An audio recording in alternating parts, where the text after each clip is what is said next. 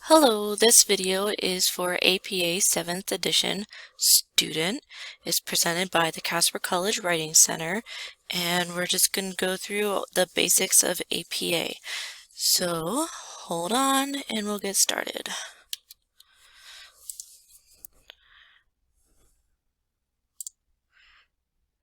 So the first thing we want to review is why do we use APA Style Guide? For the most part, it's because we are trying to use the formats that they require for professionals to publish in whenever they're sending their work out to journals. Another reason is because it's very important in our culture and our society to give credit to the people who have had these original thoughts or research. And also to avoid accusations of plagiarism is kind of the main reason you're probably using this, I guess, as a student. As a note for this is what you must cite in APA is quotes, summaries, and paraphrases. And we're going to go through the how-to of that in just a moment.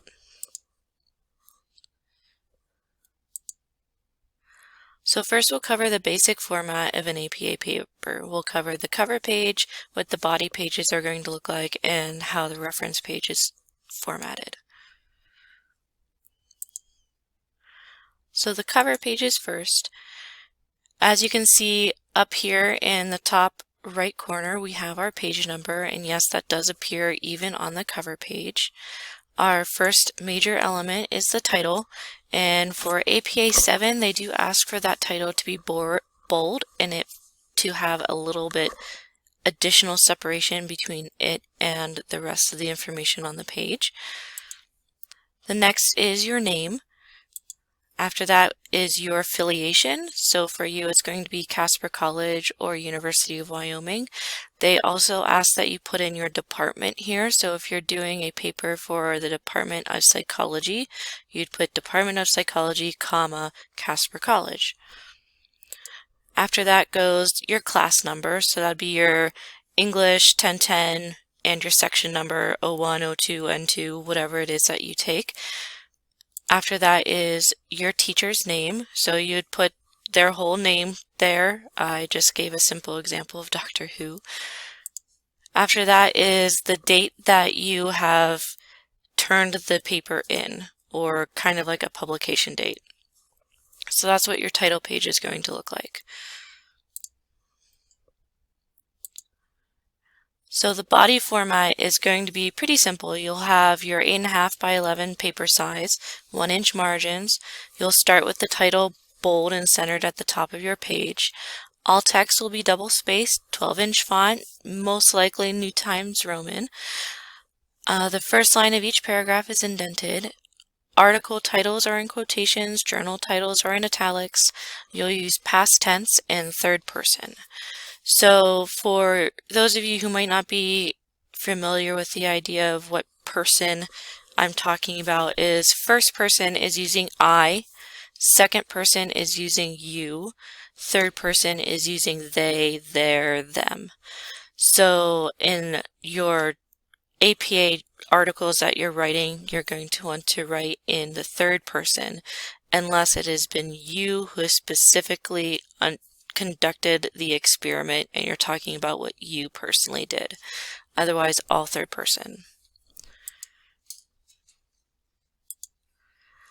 On the reference page, it gets its own page. So when you're done writing the rest of your body, you're going to start a brand new page for your references. It's also going to be double-spaced. So references will be your title at the top of the page. It will be centered and bold. Your references that you list will be in alphabetical order by author. If there is no author, then you use whatever is in the author's place for that reference to order it in alphabetical order. Numbers and symbols would be ordered at the top. Use the hanging indent for each reference listed, and that's something that I'll show you later on in the presentation if you're not familiar. Only put references in your reference list if they have been cited in your paper and vice versa. You do not, under any circumstance, want to have extra references in your reference list but not cited in your paper, because it implies to your teacher that you have used references that you haven't cited, which can then turn into a claim of plagiarism. So make sure that anything that is in your paper and cited turns up on your reference page, and anything in your reference page is also on your paper. In-text citation is what we'll go over next. In-text citations are required in your paper for when you're doing anything that is a summary, a quotation, or a paraphrase. We're going to go over the required parts of the in-text citation and what that looks like whenever you're doing it as a narrative citation versus a parenthetical citation. So the required parts, your first required part is your author. Your author is whoever was in charge of creating the content of that work, and it can be a person, a corporation, a web host, the person who's claiming ownership, the copyright person of that work. The publication year is going to be the year that that content was published, whether it was posted on a web page or, physically published to a journal or a book. That's what you want. Page number is where in the content that you found what you're referencing. So in some cases, like a web page, you're not going to have a page number, and that's okay. But if you have a book or an online journal that keeps the pagination that was published in the original journal, then you do want to cite that page number. So narrative citations are one of two ways that you can cite information in APA. Narrative citation is when you are using elements that we just talked about for the citation within your writing. So what that might look like is Smith in 2019 stated information page 89. So as you can see in this example, we have all three elements. We have Smith as the author, we have the date right after the name, which is 2019, and then we have the page number coming at the end. Another example would be, in a recent study, Smith, 2019 indicated that page 89. So as you can see, it's still kind of broken up, the citation, but it's there surrounding the stuff that it is concerned with.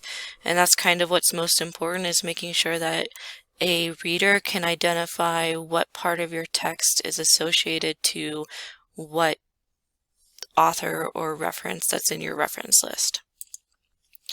So notice here that each element is included, like we said, and it has minimal interruptive qualities to your overall narrative of your writing.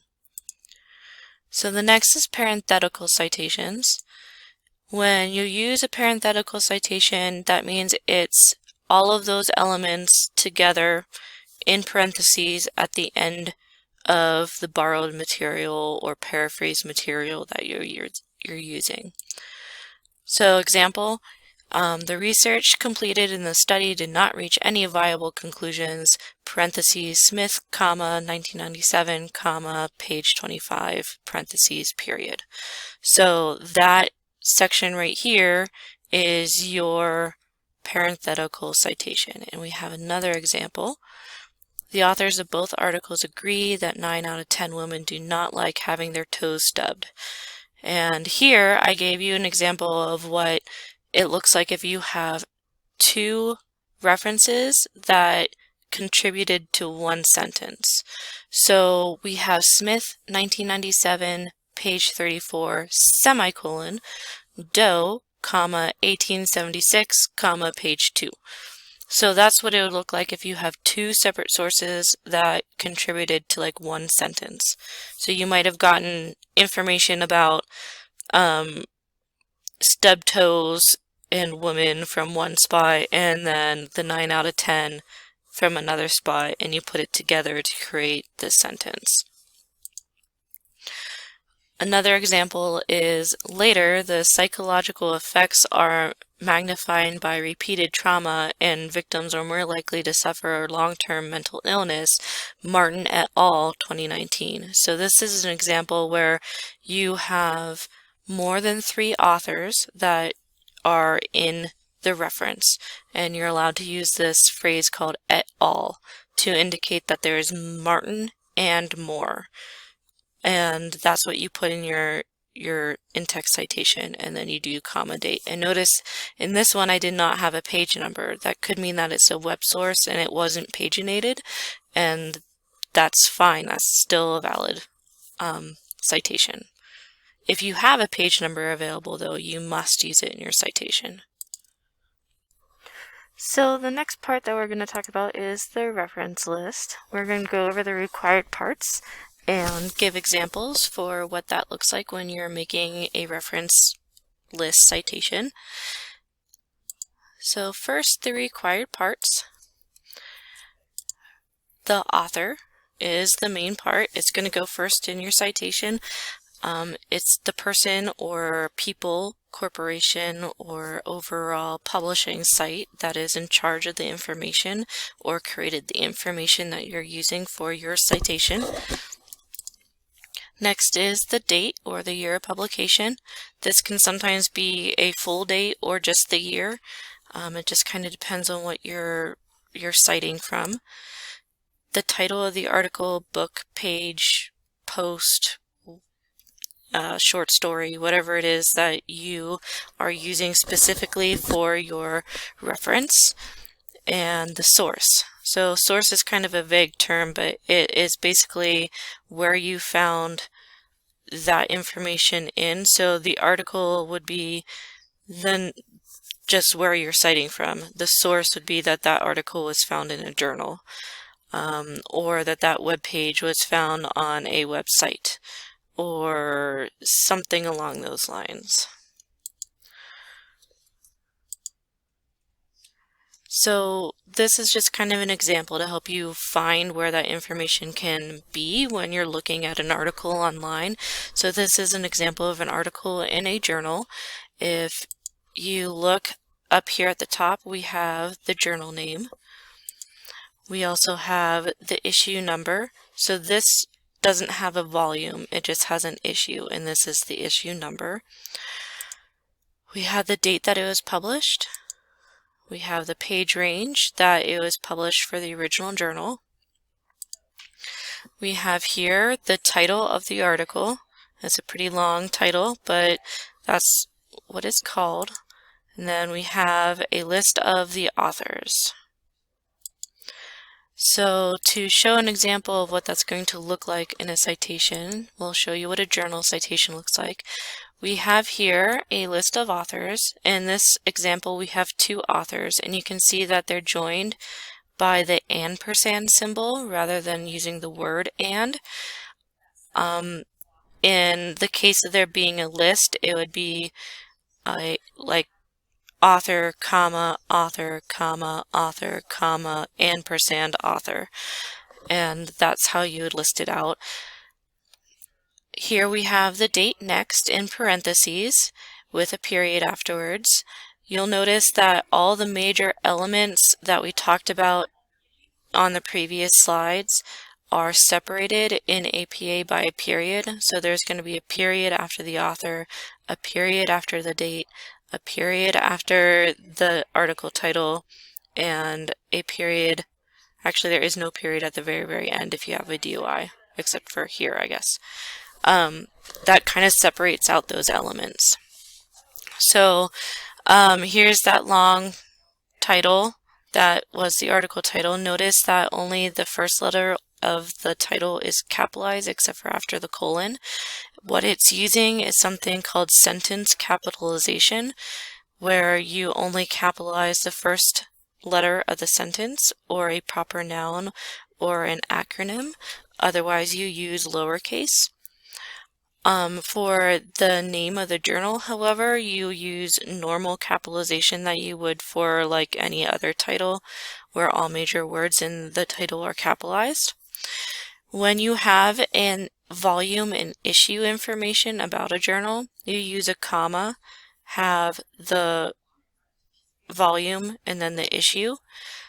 The volume will actually stay in italics, whereas the issue will then be in Roman font, which is normal font. After that, if you have a page range, you would use a comma and put in the pages. You do not need to say P or PP or any of that for the page range. You just type out those numbers, then a period. If you found this journal online, you would put that DOI right here. If you don't have a DOI, you use the URL. A DOI is a object identification that is more permanent than a URL can be. URLs can change based off of server configuration, so the DOI is something that will never change for a document. That's why a lot of journals use it, but if it's not available, then use the URL. So this is kind of just a stencil for that, what that looks like, to kind of make it simple and not as kind of complicated to look through. And right here we have the rule of thumb to live by when it comes to the number of authors to list. So on a reference page for APA, it is required for you to list up to 20 authors. If you have more than 20 authors, then you're allowed to use the ellipsis to give the reader an indication that there's more than that, and then skip to the last author listed. So this would mean that if you have 22 authors, you have to write down 20 authors, then say ... and then list the 22nd author. It just lets you skip that one or two authors. Otherwise, all the authors have to be listed. So another example that I included is for books. Books are pretty simple. You have your author, the date, the title of the book. Notice that the title of this book is in that sentence capitalization format. The second word is not capitalized.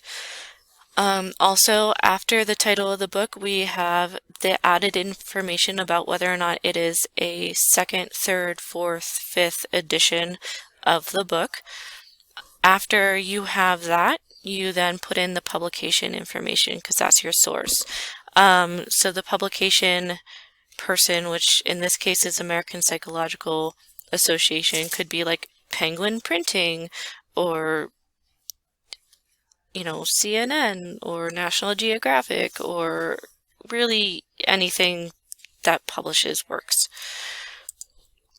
So another example I wanted to show you is the inclusion of something that is not in paper.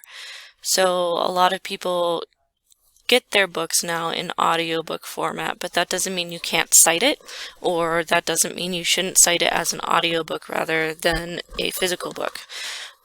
So here we have the example of author, date, the title of the book. So notice how only the letter that's right after the colon is capitalized, otherwise they're all lowercase.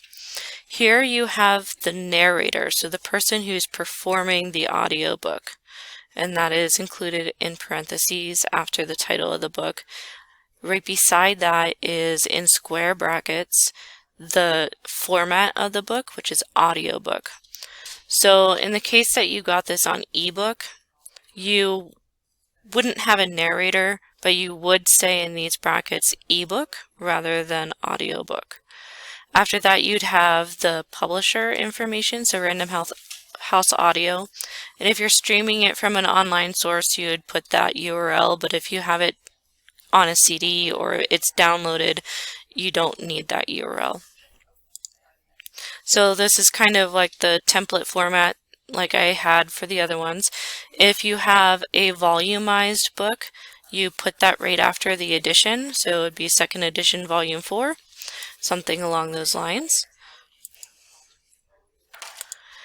So another example that I wanted to go through with you is anthologies. Anthologies are something that a lot of you may use whenever you are you're in a class and they're like, get this text, and it has like 8 billion stories inside of it because you're doing some sort of general literature class. So an anthology would be cited using the name of the short story in the anthology. So we have the author of the short story, the date that it was published in the anthology, the title of the short story, and then in the editor for the anthology, the name of the anthology, the page range in which that short story can be found on, and then the publishing information. This last section here, original work published in 1948, is included because sometimes you'll have works put into an anthology that have previously been published in either prior anthologies or even on its own or in a different work altogether. So you kind of want to honor that it was originally published when it was. So this is kind of the template for that to make it a little bit easier to read. So the next example is for a web page. Here we have just an example web page that's on a website. So we have the author, we have the date it was published. So notice that we have a full date and the date format is year, comma, month, day. We have the title of the article. We have where the article was published on, which is CNN, and then we have that website address. Another example here is this World Health Organization, March 2018, and that date that it has is not a full date, it's just the year and the month, and that's probably all that was available on the website. So, base it off of what information is available. Here we have kind of a special case because our author is the same as our publisher. So our author is World Health Organization, and because they don't list individual authors, but they claim that their writing and their information is owned by the company as a whole, they are put in the space of the author. And if they're in the author space, you don't have to repeat them as the publisher since it's the same thing twice. So other important information that you should know about APA, reference page order.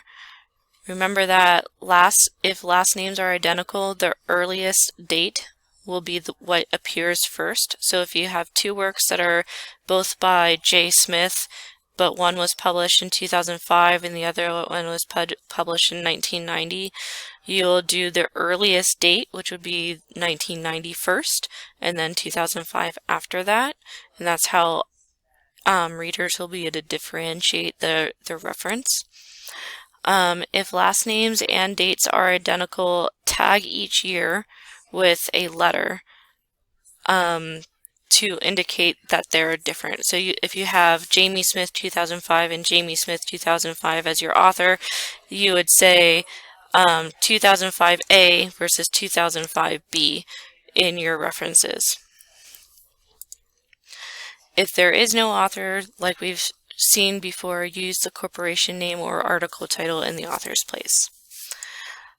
So DOI and URL. If there is no DOI for an article, and we kind of covered this, remember that you can use the full URL in its place. Unlike previous versions of APA, instead of doing DOI colon and the number, you do have to write out the full DOI address. So make sure you have that. The last thing I want to cover, at least for this section, is block quotes. So if you have a quotation that you are using that is 40 words or more, then it becomes something called a block quote. The entire quote will then be indented in from the paragraph. So the quote will start in a new line and then type out that whole quote and then indent that whole paragraph of a quote in by ½ inch. Block quotes don't use quotation marks, but you still need a full citation at the end. Unlike normal citations that go inside of punctuation marks, block quotes will have their citation on the outside of the punctuation mark. So the one requirement for a block quote to introduce it is to make sure you're using a full sentence to introduce it prior to placing it in text. And I'm happy that you guys were able to listen to our presentation today on APA. If you have any other questions, if you didn't understand something, please feel free to ask. The Writing Center is open for questions. You can call, make an appointment, or stop on by, and we will love to see you. Have a great day.